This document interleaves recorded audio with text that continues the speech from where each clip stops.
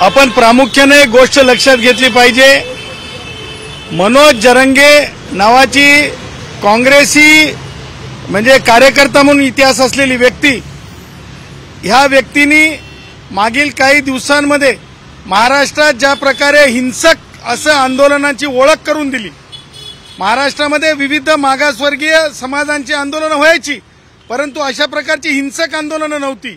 घरांची जाळपोळ, आस्थापनांची जाळपोळ, पोलिसांवरले हल्ले, आमच्यासारखी माणसं जी आवाज उचलतात भारतीय संविधानानुसार त्यांच्या गाड्या फोडणे, धमक्या देणे, अर्वच्च बोलणे, या सगळ्या बाबी लक्षात घेता हा एक धोका निर्माण झालेला आहे। शाळा बंद पाडणे, विद्यार्थ्यांना शाळेपासून थांबवणे, त्यांचं पोषण आहार थांबणे, ह्या सगळ्या गोष्टी लक्षात घेता मनोज जरंग्याला बॉम्बेमध्ये, मुंबईमध्ये कोणत्याच परिस्थितीत त्यांना परवानगी देण्यात येऊ नये, आझाद मैदानात परवानगी देण्यात येऊ नये, बीकेसी मध्ये परवानगी देण्यात येऊ नये, शिवाजी पार्कवर परवानगी देण्यात येऊ नये, यासाठी आज आम्ही माननीय पोलीस आयुक्त, पोलीस महासंचालक, additional chief secretary home department यांना तक्रार दिलेली आहे आणि तक्रारीमध्ये ही सगळी पार्श्वभूमी दिलेली आहे। ते देण्यामागचा एक उद्देश आहे, माननीय उच्च न्यायालय कर्नाटक यांनी ज्यावेळेस तुम्ही एखादी कारवाई करता त्यावेळेस कारण मीमांसा असली पाहिजे।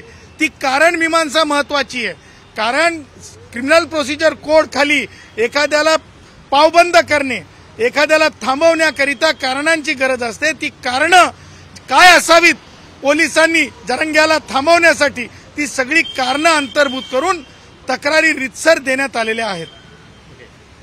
काल देखील एक याचिका दाखल करण्यात आली आहे हेमंत पाटील यांच्याकडून की जरांगे पाटील यांना कुठल्याही प्रकारची परवानगी दिली जाऊ नये, तशाच प्रकारे तुम्ही देखील आता पोलिसांना पत्र दिले आहे। कसं आहे की मला माहिती नाही कोणी काय दाखल केलंय, परंतु मी कायदे म्हणजे संविधानामध्ये डॉक्टरेट असलेला माणूस आहे, त्यामुळे स्टेप्स असतात, त्या स्टेप्स जर फॉलो नाही केल्या आणि उगीच काहीतरी फाईल केलं तर एखाद्या डमी गोष्टी केल्यासारखं सुद्धा होऊ शकते।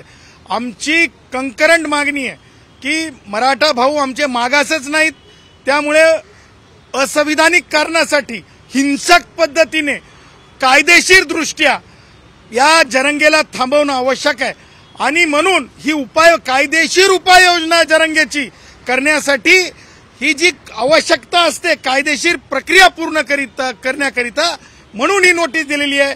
ही म्हणजे बेस आहे की ज्याच्यामुळे पोलिसांना विचार करायला वेळ मिळेल, पोलीस यंत्रणेला समजेल की जरंगेंना का परवानगी मुंबईत देता येणार नाही। जरंगे हे म्हणजे शेअर मार्केट पासून ते मंत्र्यांच्या घरात घुसतो इथपर्यंत पासून ते मुंबईचं जनजीवन, मुंबईचा पीस म्हणजे कुठेतरी खोळंबेल, कुठेतरी आर्थिक राजधानी असलेल्या मुंबईला कुठेतरी इजा पोहोचेल। सामान्य कष्टकरी ज्याचं पोट कष्ट दिवसभर करून घाम गाळून ज्याच्या पोटाची भाकरी संध्याकाळी मिळते, ती कुठेतरी थांबवण्याचा घाट घालणारा हा माणूस, याला कुठेतरी थांबवलं पाहिजे या जरंगेला, म्हणून ही कायदेशीर उपाययोजना केलेली आहे।